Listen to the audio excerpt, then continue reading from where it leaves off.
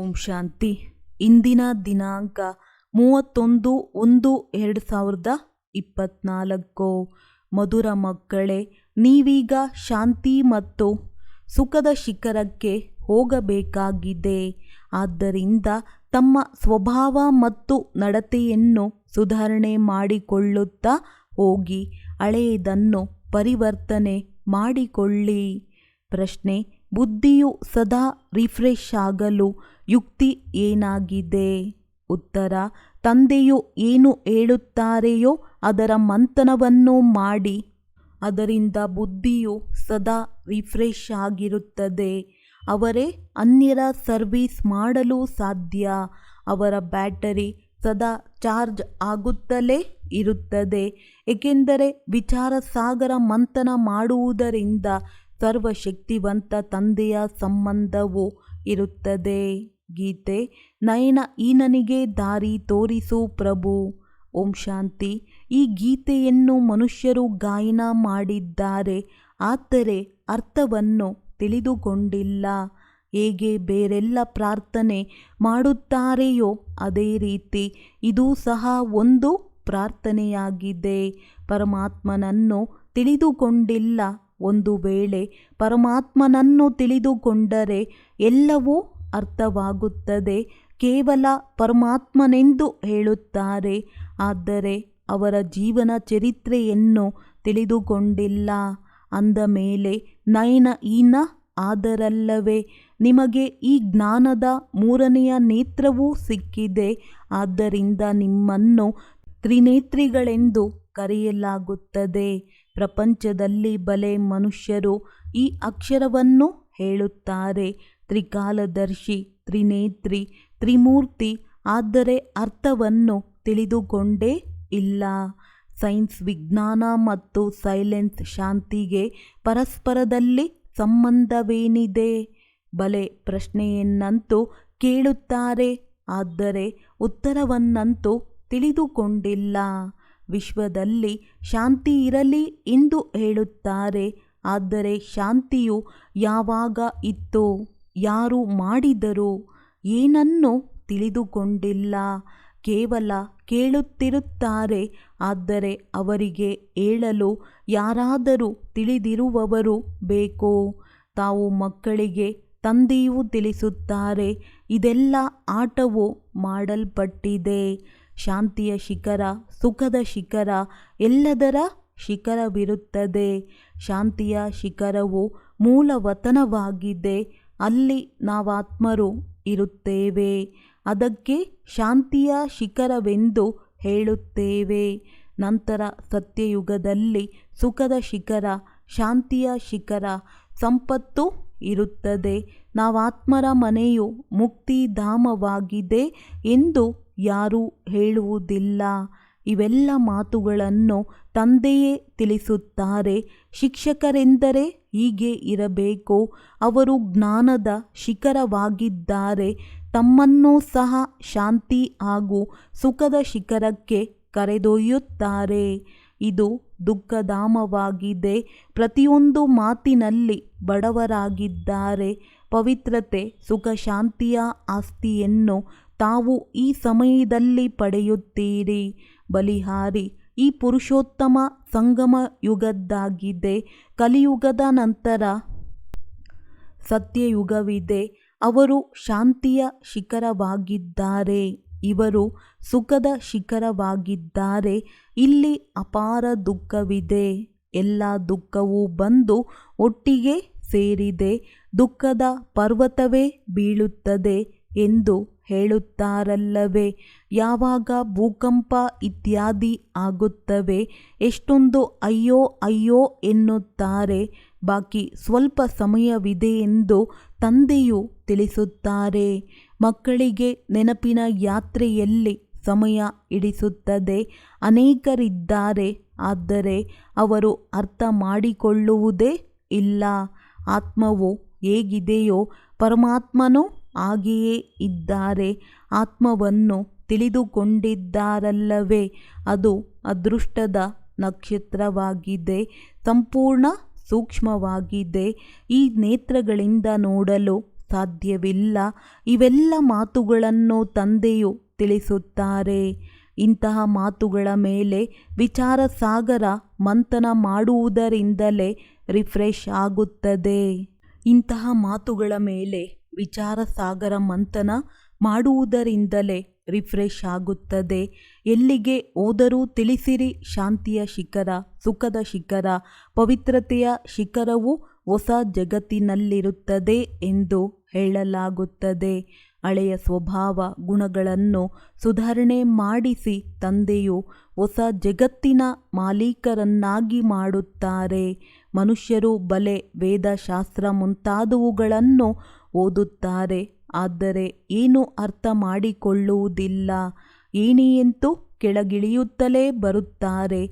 ಬಲೆ ಸ್ವಯಂವನ್ನು ಶಾಸ್ತ್ರಗಳ ಅಥಾರಿಟಿ ಎಂದು ತಿಳಿಯುತ್ತಾರೆ, ಆದರೆ ಅವರು ಇಳಿಯಲೇಬೇಕು. ಆತ್ಮವು ಮೊದಲು ಸತೋಪ್ರಧಾನವಾಗಿರುತ್ತದೆ, ನಂತರ ನಿಧಾನವಾಗಿ ಶಕ್ತಿಯು ಕಡಿಮೆಯಾಗುತ್ತದೆ. ಈ ಸಮಯದಲ್ಲಿ ಎಲ್ಲರ ಬ್ಯಾಟರಿಯು ಸಮಾಪ್ತಿಯಾಗುತ್ತಿದೆ. ಈಗ ಮತ್ತೆ ಚಾರ್ಜ್ ಆಗುತ್ತದೆ. ಮನ್ಮನಾಭವ ಎಂದು ತಂದೆಯು ಹೇಳುತ್ತಾರೆ. ತಮ್ಮನ್ನು ಆತ್ಮನೆಂದು ತಿಳಿಯಿರಿ.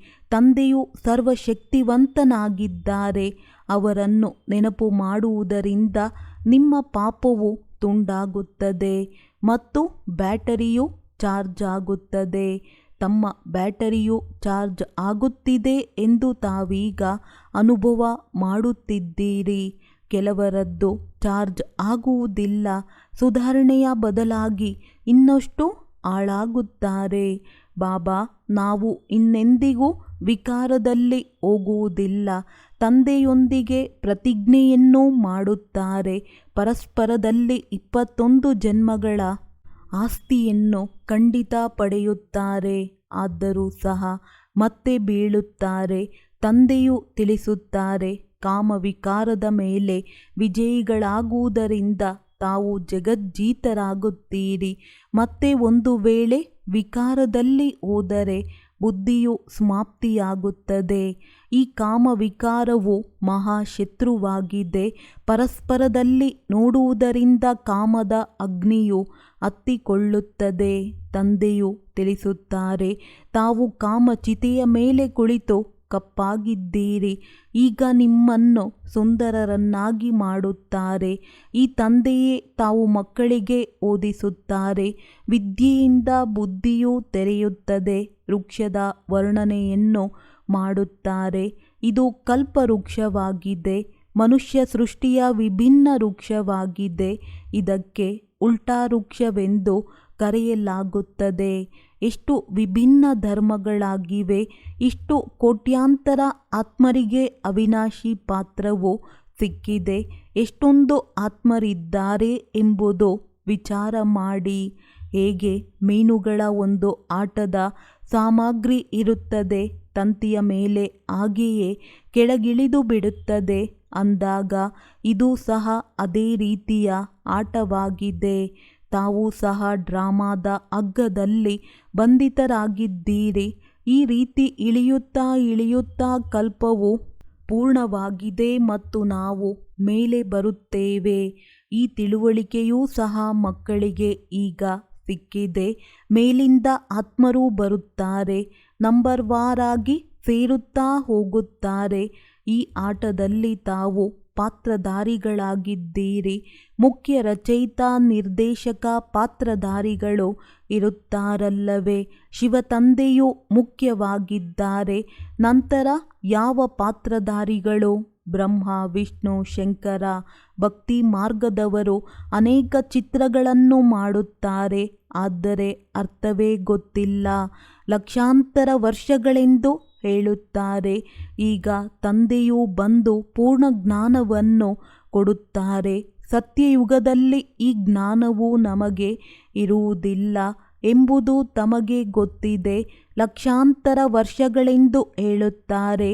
ಈಗ ತಂದೆಯು ಬಂದು ಪೂರ್ಣ ಜ್ಞಾನವನ್ನು ಕೊಡುತ್ತಾರೆ. ತಮಗೆ ಗೊತ್ತಿದೆ, ಸತ್ಯಯುಗದಲ್ಲಿ ನಮಗೆ ಈ ಜ್ಞಾನವಿರುವುದಿಲ್ಲ. ಹೇಗೆ ಇಲ್ಲಿ ಕಾರೋಬಾರ್ ನಡೆಯುತ್ತದೆಯೋ ಹಾಗೆಯೇ ಅಲ್ಲಿಯೂ ಪವಿತ್ರ ಸುಖದ ರಾಜಧಾನಿಯು ನಡೆಯುತ್ತದೆ. ತಂದೆಯು ವಿಚಿತ್ರವಾಗಿದ್ದಾರೆ, ಇಷ್ಟು ಸೂಕ್ಷ್ಮ ಬಿಂದುವಾಗಿದ್ದಾರೆ. ನೀವು ಆತ್ಮರು ಹೇಗಿದ್ದೀರೋ ಹಾಗೆಯೇ ಇವರ ಬ್ರಹ್ಮ ಆತ್ಮವು ತಂದೆಯಿಂದ ಪೂರ್ಣ ಜ್ಞಾನವನ್ನು ಪಡೆಯುತ್ತಿದೆ. ಹಾಗಾದರೆ ಬ್ರಹ್ಮ ತಂದೆಯು ದೊಡ್ಡದಾಗಿರುತ್ತಾರೇನೋ? ಅವರು ಸಹ ಬಿಂದುವಾಗಿರುತ್ತಾರೆ.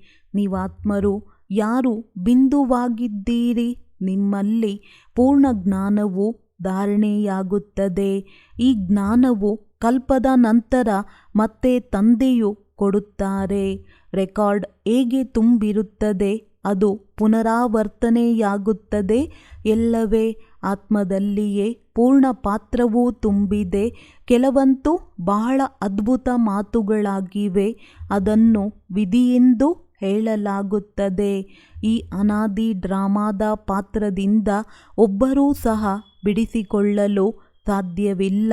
ಎಲ್ಲರೂ ಪಾತ್ರವನ್ನು ಅಭಿನಯಿಸಲೇಬೇಕು. ಇದು ಬಹಳ ಅದ್ಭುತವಾದ ಮಾತುಗಳಾಗಿದೆ. ಯಾರು ಚೆನ್ನಾಗಿ ಅರ್ಥ ಮಾಡಿಕೊಂಡು ಧಾರಣೆ ಮಾಡಿಕೊಳ್ಳುತ್ತಾರೆಯೋ ಅವರಿಗೆ ಖುಷಿಯ ನಶೆ ಏರುತ್ತದೆ. ನಿಮಗೆ ಇಷ್ಟೊಂದು ವಿದ್ಯಾರ್ಥಿ ವೇತನವೂ ಸಿಗುತ್ತದೆ ಎಂದರೆ ಚೆನ್ನಾಗಿ ಓದಬೇಕು, ತಮ್ಮ ಸಮಾನರನ್ನಾಗಿ ಮಾಡಿಕೊಳ್ಳಬೇಕು. ತಾವೆಲ್ಲರೂ ಶಿಕ್ಷಕರಾಗಿದ್ದೀರಿ. ಶಿಕ್ಷಕರು ತಮಗೆ ಓದಿಸಿ ತಮ್ಮ ಸಮಾನ ಶಿಕ್ಷಕರನ್ನಾಗಿ ಮಾಡುತ್ತಾರೆ. ಆದರೆ ನೀವು ಗುರುಗಳಾಗಬಾರದು, ತಾವು ಶಿಕ್ಷಕರಾಗುತ್ತೀರಿ, ಏಕೆಂದರೆ ರಾಜಯೋಗವನ್ನು ಕಲಿಸುತ್ತೀರಿ. ಮತ್ತೆ ತಾವು ಹೊರಟು ಹೋಗುತ್ತೀರಿ. ಇದನ್ನೂ ಸಹ ನೀವು ತಿಳಿದುಕೊಂಡಿದ್ದೀರಿ. ಅವರಂತೂ ತಿಳಿದುಕೊಂಡಿಲ್ಲ. ಸದ್ಗತಿಯನ್ನು ಕೊಡಲು ಸಾಧ್ಯವಿಲ್ಲ. ಸರ್ವರ ಸದ್ಗತಿದಾತ ತಂದೆಯೊಬ್ಬರೇ ಅಲ್ಲವೇ?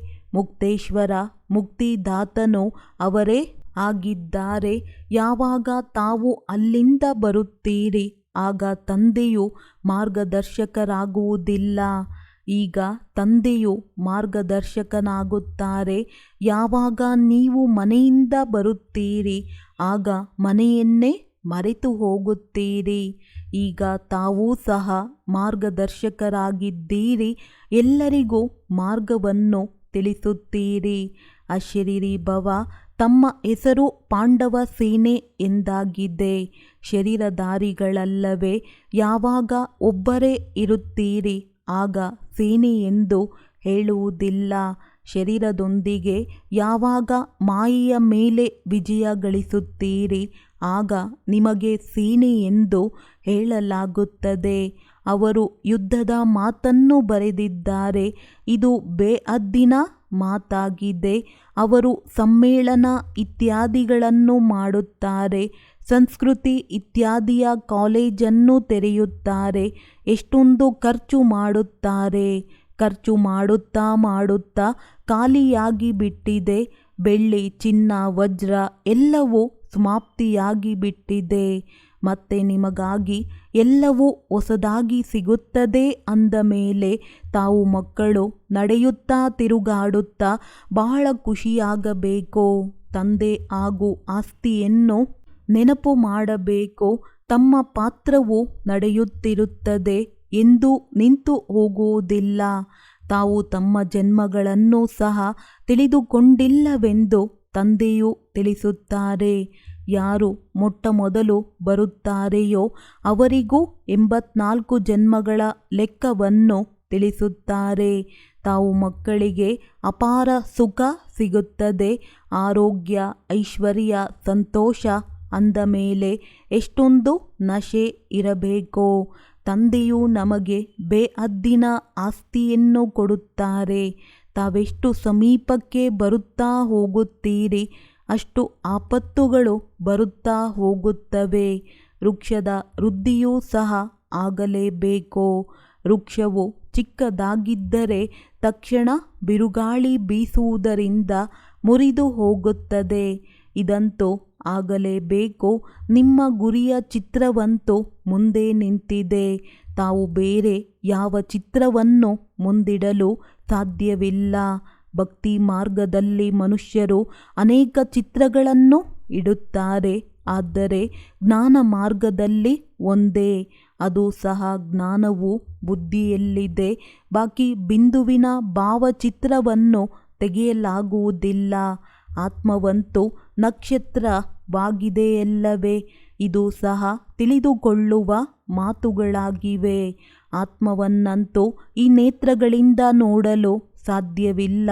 ಅನೇಕರು ಹೇಳುತ್ತಾರೆ, ಬಾಬಾ ನಮಗೆ ಸಾಕ್ಷಾತ್ಕಾರ ಮಾಡಿ ವೈಕುಂಠ ನೋಡಬೇಕು. ಆದರೆ ನೋಡುವುದರಿಂದ ಮಾಲೀಕರಾಗುತ್ತೀರೇನೋ? ಇಂಥವರು ಸ್ವರ್ಗಕ್ಕೆ ಹೋದರೆಂದು ಮನುಷ್ಯರು ಹೇಳುತ್ತಾರೆ. ಆದರೆ ಸ್ವರ್ಗವೆಲ್ಲಿದೆ ಎಂದು ಮನುಷ್ಯರಿಗೆ ಗೊತ್ತಿದೆಯೇ?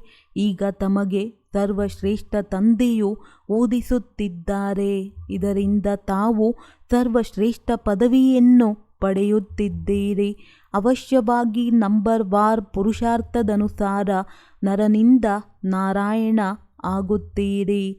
ಯಾರು ಶಾಂತಿಯನ್ನು ಬೇಡುತ್ತಾರೆ ಅವರಿಗೆ ತಿಳಿಸುವುದು ನಿಮ್ಮ ಕೆಲಸವಾಗಿದೆ. ಹೇಗೆ ಸುಶೀಲ ಮುನಿ ಇದ್ದಾರೆ, ಅವರನ್ನು ತಾವು ಕರೆದು ತಿಳಿಸಬಹುದು. ವ್ಯಕ್ತಿಯು ಒಳ್ಳೆಯವರಾಗಿದ್ದಾರೆ, ಇವರು ಸರಿಯಾಗಿ ಹೇಳುತ್ತಿದ್ದಾರೆಂದು ಅವರಿಗೆ ತಿಳಿಯುತ್ತದೆ. ಈ ಸಮಯವೂ ಬರುತ್ತದೆ, ಕುಮಾರಿಯರ ಮುಖಾಂತರ ಭೀಷ್ಮ ಪಿತಾಮಹ ಮುಂತಾದವರಿಗೂ ಸಹ ಈ ಜ್ಞಾನ ಬಾಣವನ್ನು ಒಡೆಯಲಾಯಿತೆಂದು ಬರೆಯಲಾಯಿತು. ಬಾಕಿ ಅರ್ಜುನನು ಬಾಣವನ್ನು ಒಡೆದನೆಂಬ ಮಾತಿಲ್ಲ. ಇಂತಿಂತಹ ಮಾತುಗಳನ್ನು ಕೇಳಿ ಇಲ್ಲಿಂದಲೇ ಗಂಗೆಯು ಬಂದಿತೆಂದು ಹೇಳುತ್ತಾರೆ. ಗೋಮುಖವನ್ನು ಸಹ ಮಾಡಿದ್ದಾರೆ. ಈಗ ತಾವು ಮಕ್ಕಳು ನೋಡುತ್ತೀರಿ, ನಿಮ್ಮ ಸ್ಮಾರಕವು ನಿಂತಿದೆ. ಅದು ಜಡ ದಿಲ್ವಾಡ ಮಂದಿರವಾಗಿದೆ. ಇದು ಚೈತನ್ಯವಾಗಿದೆ. ಅಲ್ಲಿ ಮೇಲೆ ವೈಕುಂಠವನ್ನು ತೋರಿಸಿದ್ದಾರೆ, ಕೆಳಗೆ ತಪಸ್ಸು ಮಾಡುತ್ತಿದ್ದಾರೆ, ಮೇಲೆ ರಾಜ್ಯಭಾಗ್ಯದ ಚಿತ್ರವಿದೆ. ಆದ್ದರಿಂದ ಮನುಷ್ಯರು ಸ್ವರ್ಗವು ಮೇಲಿದೆ ಎಂದು ತಿಳಿಯುತ್ತಾರೆ. ಬಾಂಬುಗಳನ್ನು ಮಾಡುವವರು ಇದು ನಮ್ಮ ವಿನಾಶಕ್ಕಾಗಿಯೇ ಇದೆಯೆಂದು ಸ್ವಯಂ ತಿಳಿದುಕೊಂಡಿದ್ದಾರೆ.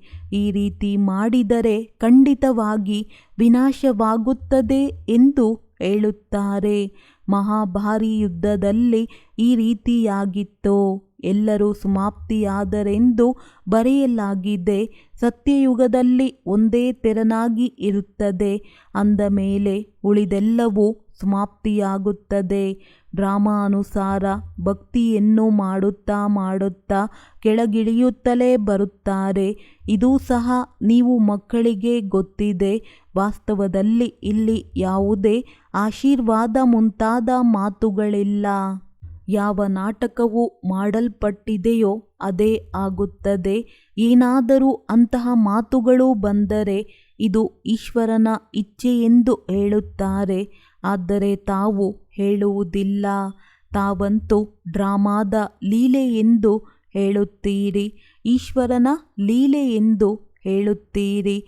ಡ್ರಾಮಾದಲ್ಲಿಯೂ ಈಶ್ವರನ ಪಾತ್ರವಿದೆ. ಸೃಷ್ಟಿ ಚಕ್ರವು ಹೇಗೆ ಸುತ್ತುತ್ತದೆ ಎಂದು ತಂದೆಯು ತಿಳಿಸುತ್ತಾರೆ.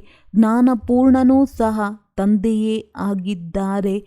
ಅವರು ಎಲ್ಲರ ಮನಸ್ಸನ್ನು ತಿಳಿದುಕೊಂಡಿದ್ದಾರೆ ಎಂದು ಮನುಷ್ಯರು ತಿಳಿಯುತ್ತಾರೆ. ಆದರೆ ನಾವು ಏನು ಮಾಡುತ್ತೇವೆಯೋ ಅದರ ಶಿಕ್ಷೆಯಂತೂ ನಮಗೆ ಅವಶ್ಯವಾಗಿ ಸಿಗುತ್ತದೆ. ತಂದೆಯು ಕುಳಿತು ಶಿಕ್ಷೆಯನ್ನು ಕೊಡುತ್ತಾರೇನೋ? ಇದು ಮಾಡಲ್ಪಟ್ಟ ಡ್ರಾಮಾ ನಡೆಯುತ್ತಲೇ ಇರುತ್ತದೆ. ಇದರ ಆದಿ ಮಧ್ಯ ಅಂತ್ಯದ ರಹಸ್ಯವನ್ನು ತಂದೆಯೇ ತಿಳಿಸುತ್ತಾರೆ. ನಂತರ ತಾವು ಅನ್ಯರಿಗೆ ತಿಳಿಸುತ್ತೀರಿ. ಈಗ ತಂದೆಯು ಹೇಳುತ್ತಾರೆ, ಮಕ್ಕಳೇ, ನಿಮ್ಮ ಸ್ಥಿತಿಯು ಈ ರೀತಿ ಇರಬೇಕು. ಅಂತಿಮದಲ್ಲಿ ಏನೂ ನೆನಪಿಗೆ ಬರಬಾರದು. ತಮ್ಮನ್ನು ಆತ್ಮವೆಂದು ತಿಳಿಯಿರಿ. ಇದಕ್ಕೆ ಕರ್ಮಾತೀತ ಸ್ಥಿತಿ ಎಂದು ಕರೆಯಲಾಗುವುದು. ಒಳ್ಳೆಯದು. ಮಧುರಾತಿ ಮಧುರ ಅಗಲಿ ಹೋಗಿ ಮರಳಿ ಸಿಕ್ಕಿರುವಂತಹ ಮಕ್ಕಳಿಗೆ ಪ್ರೀತಿಯ ಮಾತ್ಪಿತಾ ಬಾಪ್ತಾದರವರ ನೆನಪು, ಪ್ರೀತಿ ಹಾಗೂ ಸುಪ್ರಭಾತ. ಆತ್ಮೀಯ ಮಕ್ಕಳಿಗೆ ಆತ್ಮೀಯ ತಂದೆಯ ನಮಸ್ತೆ. ಧಾರಣೆಗಾಗಿ ಮುಖ್ಯ ಸಾರ: ವಿದ್ಯಾರ್ಥಿ ವೇತನವನ್ನು ಪಡೆಯಲು ಚೆನ್ನಾಗಿ ಪುರುಷಾರ್ಥ ಮಾಡಿ, ಶಿಕ್ಷಕರಾಗಿ ಅನ್ಯರಿಗೂ ರಾಜಯೋಗವನ್ನು ಕಲಿಸಿ, ಮಾರ್ಗದರ್ಶನವನ್ನು ಕೊಡಿ, ಎಲ್ಲರಿಗೂ ಮನೆಯ ಮಾರ್ಗವನ್ನು ತೋರಿಸುವ ಸೇವೆಯನ್ನು ಮಾಡಬೇಕು. ಸರ್ವಶಕ್ತಿವಂತ ತಂದೆಯ ನೆನಪಿನಿಂದ ತಮ್ಮ ಬ್ಯಾಟರಿಯನ್ನು ಚಾರ್ಜ್ ಮಾಡಿಕೊಳ್ಳಬೇಕು. ತಂದೆಯೊಂದಿಗೆ ಪ್ರತಿಜ್ಞೆ ಮಾಡಿದ ನಂತರ ಎಂದೂ ಸಹ ಕಾಮವಿಕಾರದ ಪೆಟ್ಟನ್ನು ತಿನ್ನಬಾರದು. ವರದಾನ: ಸೇವಾಭಾವದಿಂದ ಸಂಪನ್ನರಾಗಿ ಪ್ರತಿ ಆತ್ಮರಿಗೆ ಪ್ರಾಪ್ತಿಯ ಫಲದ ಅನುಭವ ಮಾಡಿಸುವಂತಹ ಸತ್ಯ ಸೇವಾದಾರಿ ಭವ. ಯಾರು ಪ್ರತಿ ಆತ್ಮನ ಪ್ರತಿ ಶುಭ ಭಾವನೆ ಮತ್ತು ಶ್ರೇಷ್ಠ ಕಾಮನೆಯನ್ನು ಇಟ್ಟುಕೊಳ್ಳುತ್ತಾರೆ ಅವರೇ ಸತ್ಯ ಸೇವಾದಾರಿಯಾಗಿದ್ದಾರೆ. ಅವರು ಕೇವಲ ಭಾಷಣ ಮಾಡುವುದಿಲ್ಲ, ಆದರೆ ಸೇವಾಭಾವದ ಮೂಲಕ ಸರ್ವರ ಪ್ರತಿ ಖುಷಿಯ ಭಾವನೆ, ಶಕ್ತಿಗಳ ಪ್ರಾಪ್ತಿಯ ಭಾವನೆ, ಉಮಂಗ ಉತ್ಸಾಹವನ್ನು ಹೆಚ್ಚಿಸುವ ಭಾವನೆ ಇಟ್ಟು ಸಹಯೋಗದ ಅನುಭೂತಿಯನ್ನು ಮಾಡಿಸುತ್ತಾರೆ. ಸೇವೆಯ ಮೂಲಕ ಅವರಿಗೆ ಪ್ರಾಪ್ತಿಗಳ ಫಲವನ್ನು ಅನುಭವ ಮಾಡಿಸುವುದು ಇದೇ ಸತ್ಯ ಸೇವೆಯಾಗಿದೆ. ಇಂತಹ ಸೇವೆಯಲ್ಲಿ ತಪಸ್ಯ ಅಡಗಿದೆ. ಸ್ಲೋಗನ್: ತಂದೆಯ ಆಶೀರ್ವಾದ ತೆಗೆದುಕೊಳ್ಳಬೇಕೆಂದರೆ ಸ್ನೇಹಿ, ಸುಪುತ್ರರು ಮತ್ತು ಆಜ್ಞಾಕಾರಿ ಮಕ್ಕಳಾಗಿರಿ. ಅವ್ಯಕ್ತ ಸೈಲೆನ್ಸ್ನ ಮೂಲಕ ಡಬಲ್ ಲೈಟ್ ಫರಿಸ್ತಾ ಸ್ಥಿತಿಯ ಅನುಭವ ಮಾಡಿ. ಎಷ್ಟೆಷ್ಟು ನೀವು ಅಂತರ್ಮುಖಿ ಮಧುರ ಶಾಂತಿಯ ಸ್ವರೂಪದಲ್ಲಿ ಸ್ಥಿತರಾಗುತ್ತಾ ಹೋಗುವಿರಿ, ಅಷ್ಟು ನಯನಗಳ ಭಾಷೆ, ಭಾವನೆಯ ಭಾಷೆ ಮತ್ತು ಸಂಕಲ್ಪಗಳ ಭಾಷೆಯನ್ನು ಸಹಜ ತಿಳಿದುಕೊಳ್ಳಬಹುದು. ಇದೇ ಭಾಷೆ ಆತ್ಮಿಕ ಯೋಗಿ ಜೀವನದ ಭಾಷೆಯಾಗಿದೆ. ನಿಮ್ಮ ಶಾಂತಿಯ ಶಕ್ತಿ ವಿಜ್ಞಾನಕ್ಕಿಂತಲೂ ಶ್ರೇಷ್ಠವಾಗಿದೆ. ಹೇಗೆ ವಿಜ್ಞಾನ ಪ್ರತ್ಯಕ್ಷ ಸಾಕ್ಷಿಯನ್ನು ತೋರಿಸುತ್ತದೆ, ಹಾಗೆಯೇ ಶಾಂತಿಯ ಶಕ್ತಿಯ ಪ್ರಾಕ್ಟಿಕಲ್ ಸಾಕ್ಷಿಯಾಗಿದೆ ನಿಮ್ಮೆಲ್ಲರ ಡಬಲ್ ಲೈಟ್ ಫರಿಸ್ತಾ ಜೀವನ. ಯಾವಾಗ ಇಷ್ಟೆಲ್ಲ ಪ್ರಾಕ್ಟಿಕಲ್ ಸಾಕ್ಷಿಯು ಕಾಣಿಸುವುದು, ಆಗ ಬೇಡವೆಂದರೂ ಸಹ ಎಲ್ಲರ ದೃಷ್ಟಿ ಹೋಗುವುದು ಮತ್ತು ಜೈ ಜೈಕಾರದ ಘೋಷಣೆಯಾಗುವುದು. ಒಳ್ಳೆಯದು. ಓಂ ಶಾಂತಿ.